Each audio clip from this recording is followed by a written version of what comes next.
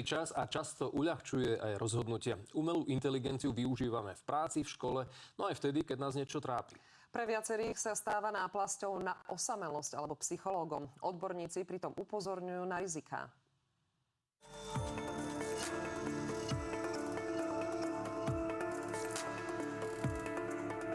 Na čo všetko využívate umelú inteligenciu? Využívam pri predmetoch, pri robení poznámok, aj teda pri úlohách, iba keď potrebujem sa pripraviť na testy. Keď není čo robiť v meste, tak sa tak opýtam, že či sa niečo deje. Niektorí s ňou trávia celé hodiny, rozprávajú sa, zverujú sa jej s obavami, či snažia sa v nej nájsť oporu. Umelá inteligencia je dokonalé prostredie, ktoré v tom reálnom živote nikto z nás nezažíva ani ho nikdy nenájde.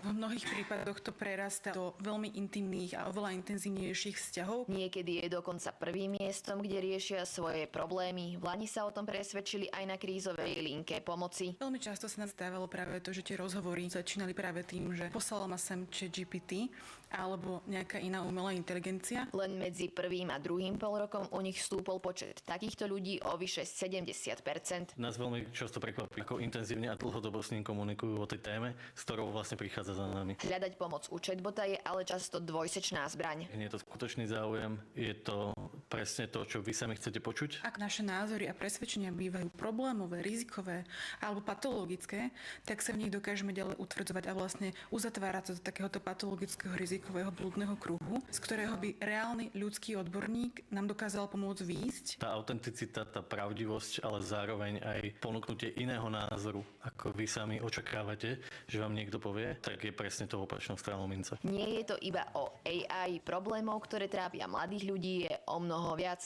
Najčastejšie sa cítia osamelí, rozmýšľajú nad tým, ako ukončiť svoj život, majú stres a sú pod tlakom. Len IPčko v Lani poskytlo pomoc vyše 180 000 ľudí, čo je zhruba o štvrtinu viac ako rok predtým. Väčšinou boli mladí, do 30 rokov. Čo si teda máme všímať a čo robiť? Keď už konečne prídu s nejakými ťažkosťami alebo niečím, čo sa im stalo, tak vlastne to nezľahčovať, venovať tomu pozornosť, nedávať tam také tie naše veľké rodičovské rady, nevyžiadané, ale hľadať vlastne s tým mladým človekom, že čo mu tak pomáha. Naozaj treba sledovať viacero zmien na tých mladých ľuďoch a vždy, keď to nejakým spôsobom zasahuje do života tých mladých ľudí alebo im to bráni v niečom, tak by bolo dobré vyhľadať odbornú pomoc. Dominika Popelka, televízia Markíza.